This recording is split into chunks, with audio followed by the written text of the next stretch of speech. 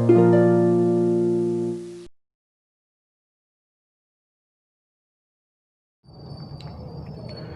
Morning મિત્રો, નવકાર group સાણંદની અંદર આપનું સ્વાગત છે। આજે આપણે પ્રકરણ 1 વિજ્ઞાન ધોરણ 10નો બીજો ભાગનો અભ્યાસ કરીશું। પહેલા ભાગની અંદર આપણે જોયું કે રાસાયણિક સમીકરણ એટલે શું, તે કેમ લખવામાં આવે છે, તેની જરૂરિયાત શું અને મહત્ત્વ શું। હવે આપણે આજના ભાગની અંદર એક અસમતોલિત રાસાયણિક સમીકરણ, જેને માળખાકીય સમીકરણ કહેવાય, તેને કઈ રીતે સમતોલન કરવું તેના સ્ટેપ વાઇઝ શીખીશું। પહેલી પ્રક્રિયા છે એટલે બહુ લાંબી સ્ટેપ વાઇઝ આપેલી છે, પછી તમે ડાયરેક્ટ કરી શકો છો। તો સૌથી પહેલાં ચોપડીમાં આપેલું અસમતોલિત રાસાયણિક સમીકરણ। તો રાસાયણિક સમીકરણને સમતોલિત કરવું તો ચોપડીમાં એક આપણને પ્રક્રિયા આપેલી છે। Fe એટલે કે આયન, લોખંડ, plus H2O gives to Fe3O4 iron oxide plus H2। આ એક પ્રક્રિયા છે કે Fe એ H2O સાથે પ્રક્રિયા કરીને શું આપે છે? Fe3O4 પ્લસ H2 આપે છે। આને કહેવાય બેઝિક સમીકરણ, સામાન્ય સમીકરણ કહેવાય। આ સામાન્ય સમીકરણની અંદર હવે આપણે પહેલું સ્ટેપ કે કઈ રીતે સંતુલન કરવું, તો અહીં ધ્યાન। સોપાન 1 એટલે કે સ્ટેપ નંબર 1, પ્રત્યેક સૂત્રને ખાનામાં મૂકો। તમારું સમીકરણ જેટલા સૂત્રોનું બનેલું છે એ બધાને ખાનામાં મૂકવાના। તો પહેલું સ્ટેપ, દરેક સૂત્રને ખાનામાં મૂકો। જો મેં મૂકી દીધા Fe, H2O, Fe3O4, H2। સોપાન નંબર 2, સમગ્ર પ્રક્રિયાની અંદર ડાબી બાજુ અને જમણી બાજુ તત્વોની સંખ્યા ગણવી, પરમાણુની સંખ્યા ગણવી। જેમ કે હું અહીં આગળ ગણું છું, ધ્યાન આપજો કઈ રીતે। આ તીરની ડાબી બાજુ અને જમણી બાજુ આખી પ્રક્રિયામાં ટોટલ 3 જ તત્વોનો ઉપયોગ થયો છે, Fe, H અને O। પ્રક્રિયક બાજુ Fe કેટલા છે? તો 1 જ છે। નિપજ બાજુ કેટલા છે? તો 3 છે। હાઇડ્રોજન, આ બાજુ તમે પ્રક્રિયકમાં જુઓ તો હાઇડ્રોજન કેટલા છે? 2, એટલે 2 છે। સામે નિપજમાં જુઓ તો પણ હાઇડ્રોજન કેટલા છે? 2, હાઇડ્રોજન 2 છે। ઓક્સિજન, આ બાજુ કેટલા છે? 1, અને સામેની તરફ કેટલા છે? 4। તો આ બીજું સ્ટેપ કે તત્વોના પરમાણુની સંખ્યા ગણવી। આપણે 3 ગણી દીધા, પ્રક્રિયક એટલે ડાબી બાજુ, નિપજ એટલે જમણી બાજુ। સોપાન 3, હવે આ બંને સરખા છે? ના, એટલા માટે આ પ્રક્રિયાને આપણે સમતોલિત કરવી પડે। જો આ બંને સરખા થઈ ગયા હોત બધા તત્વો, તો આ સમીકરણ સંતુલનમાં છે તેમ કહેવાય, પણ અહીં આગળ નથી એટલે આપણે કરવું પડશે। તો સ્ટેપ નંબર 3, સૌથી વધુ સંખ્યાવાળો પરમાણુ પસંદ કરો અને તેને સમતોલિત કરો। સમીકરણ ઉપરથી તમને ખ્યાલ આવશે કે સૌથી મોટી સંખ્યાવાળો પરમાણુ Fe3O4માં કોણ છે? ઓક્સિજન છે। એટલે સૌથી પહેલાં, એવું જરૂરી નથી કે સાહેબ સૌથી મોટો એ જ પહેલાં કરાય, પણ એ સહેલું બને એટલા માટે। તો સૌથી મોટો ઓક્સિજન છે, કેટલા છે? તો Fe3O4માં 4 છે। હવે આપણે સૌથી પહેલાં ઓક્સિજનને સંતુલિત કરીશું। તો કઈ રીતે? તો તત્વનું નામ છે ઓક્સિજન, પ્રક્રિયક બાજુ ઓક્સિજન અને નિપજ બાજુ ઓક્સિજન। પહેલાં ઓક્સિજનની સ્થિતિ શું છે અને હવે આપણે સમતોલન કરીએ છીએ, એટલે કે સમતોલન માટે તમે શું કરો છો તો એ જોવાનું છે।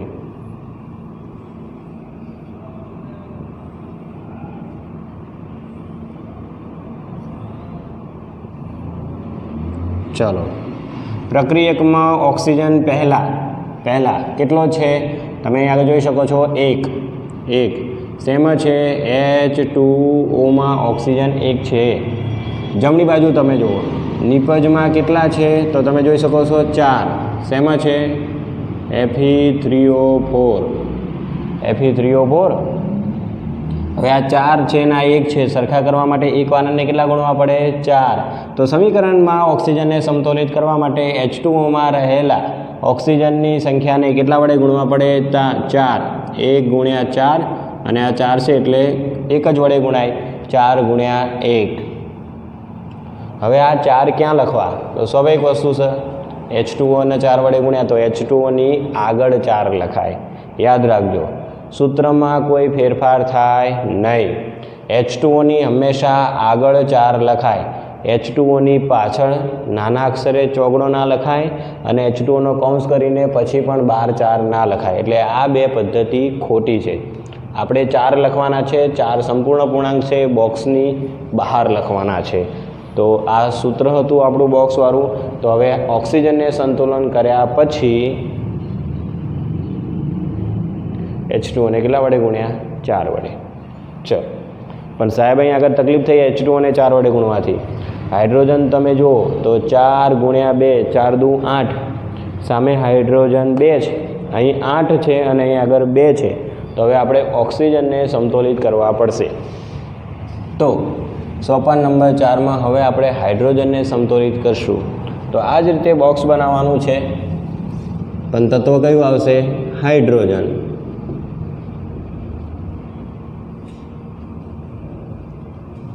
પહેલાં પ્રક્રિયક તરફ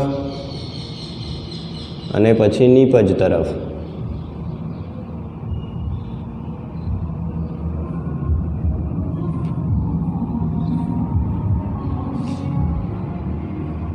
પહેલાં અને પછી સમતોલન સમય. શું તમે ફેરફાર કરો છો એ લખવાનો છે. હાઇડ્રોજન પહેલાં અને સમતોલન સમય. તો ચલો, હવે આપણા માટે આ સમીકરણ થઈ ગયું. કેટલા છે હાઇડ્રોજન? 4 દુ 8 છે. 8 છે. શેમાં છે? તો 4H2Oમાં. 4H2Oમાં 8 છે અને સામે કેટલા છે? H2માં 2 છે. 2 છે. શેમાં છે? H2માં છે. એટલે આ બાજુ 8 અને સામે 2. તો સરખા કરવા માટે 2 વાળાને કેટલા વડે ગુણવા પડે? 4. તો 4 દુ 8 થઈ જાય. 8 વાળાને ગુણવાની જરૂર નથી, એટલે 8 ગુણ્યા 1 અને 2 ગુણ્યા 4. તો આનો મતલબ એવો થયો કે આ 4 પણ ક્યાં લખાય? હાઇડ્રોજનની આગળ. એટલે જો H2Oની આગળ 4 હતા તો 4 દુ 8. અહીં આગળ 8 કરવા માટે આપણે કેટલા વડે ગુણવા પડ્યા? 4. 4 દુ 8. હાઇડ્રોજનનું સમતોલન થઈ ગયું. સાહેબ હવે જોઈએ તો જો હાઇડ્રોજન 8, હાઇડ્રોજન 8, ઓક્સિજન 4, ઓક્સિજન 4.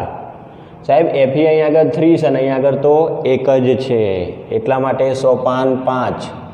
હજી Fe સંતુલનમાં નથી. નિપજ બાજુ Fe એટલે કે આયન 3 છે અને પ્રક્રિયક બાજુ 1 જ છે.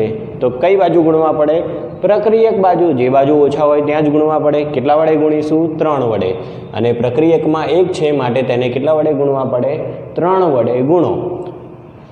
તો H2O તો 4 જ છે, હાઇડ્રોજન પણ 4 જ છે અને Fe 3 છે. તો અહીં આગળ Feની બહાર કેટલા વડે ગુણવાના? 3 વડે. 3Fe plus 4H2O gives to Fe3O4 plus 4H2. સોપાન નંબર 6. ફરીવાર ગણતરી કરો અને ચેક કરો કે બંને બાજુ પરમાણુની સંખ્યા સમાન થઈ ગઈ. તો આનું આ સમીકરણ નીચે 3Fe. હવે બોક્સ લખવાની જરૂર નથી. 4H2O, Fe3O4 અને 4H2. દરેક તત્વ Fe3, Fe3. હાઇડ્રોજન 4 દુ 8, 4 દુ 8. Oxygen 4, oxygen 4.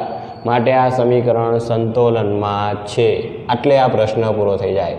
અને આવા પ્રકારના સમીકરણને કહેવાય સમતોલિત સમીકરણ. તો આ સમીકરણ આપણને 6 સ્ટેપની અંદર સમતોલનમાં થઈ ગયું. આને કહેવાય સમતોલિત સમીકરણ.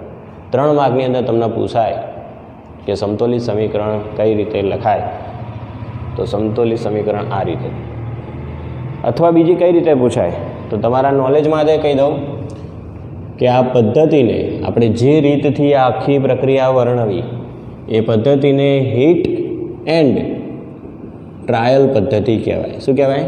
હીટ એન્ડ ટ્રાયલ પદ્ધતિ. ટ્રાય કરતા રહો પૂર્ણાંક મૂકતા રહો અને તમને જવાબ મળતો રહેશે, એટલા માટે આને હિટ એન્ડ ટ્રાયલ પદ્ધતિ કહેવાય. તો આ હતું અસમતોલિત સમીકરણ, એનું શું બની ગયું? સમતોલિત સમીકરણ. બે વસ્તુ વધારાની છે જે હવે આપણે નોલેજ માટે ઉપયોગમાં આવશે. કોઈ વાર દરેક વખતે પદાર્થની ભૌતિક અવસ્થા પણ દર્શાવવામાં આવે છે. કોઈ વાર પદાર્થની ભૌતિક અવસ્થા પણ દર્શાવી શકાય. સાહેબ ભૌતિક અવસ્થા એટલે 3 જ છે, ટોટલ 5 છે પણ આપણે 3 જ ભણવાની છે.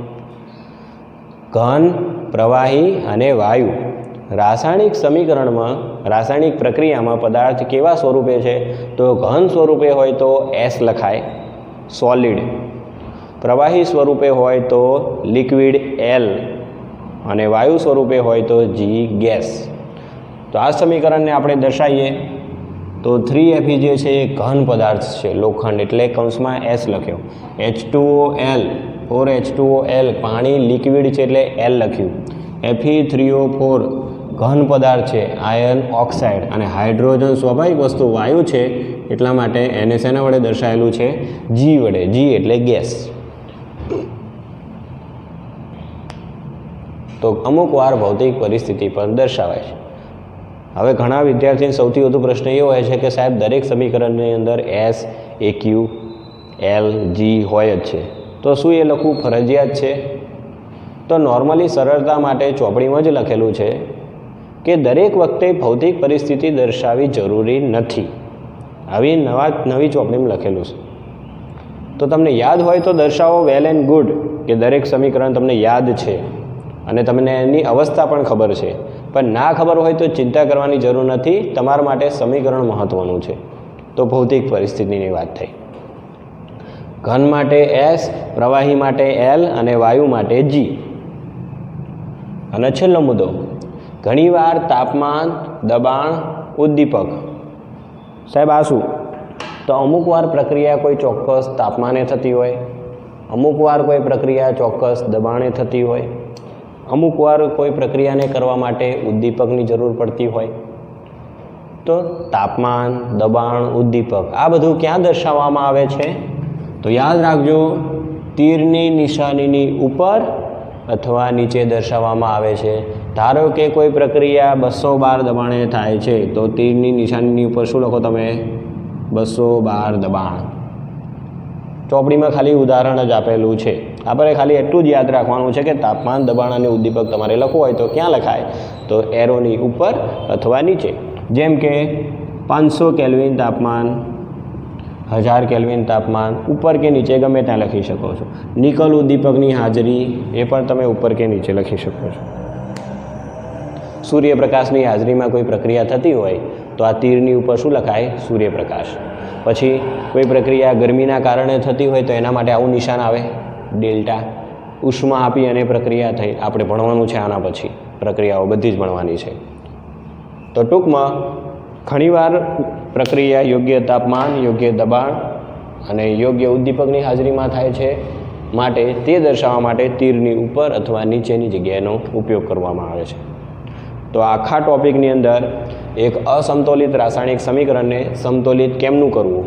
જો તમે પરમાણુની સંખ્યા પહેલાં જ ગણી લીધી અહીંયા આગળ સરખા થઈ ગયા તો પ્રશ્ન આગળ કરવાની જરૂર નથી. પણ એવું ના પૂછાય, એટલે અસમતોલિત સમીકરણ જ આપશે, એને તમારે સમતુલિત કરવાનું છે. આટલું લખો ત્યારે તમને 3 માર્ક પૂરેપૂરા મળે. 3 માર્કનો પ્રશ્ન છે, પૂછાય ના પૂછાય એવું કંઈ નહીં, બધી જ વસ્તુ કરવાની આપણે. અને 2 વસ્તુ વધારાની કે અમુક વાર ભૌતિક અવસ્થા પણ દર્શાવવામાં આવે છે, પણ ફરીવાર કહું, ચોપડીમાં કીધેલું છે કે દર વખતે જરૂરી નથી. અને ઘણીવાર તાપમાન, દબાણ, ઉદ્દીપક. આના પછીના ટોપિકની અંદર આપણે સંયોગીકરણની પ્રક્રિયાનો અભ્યાસ કરશું, ત્રીજા ટોપિકમાં. Thank you.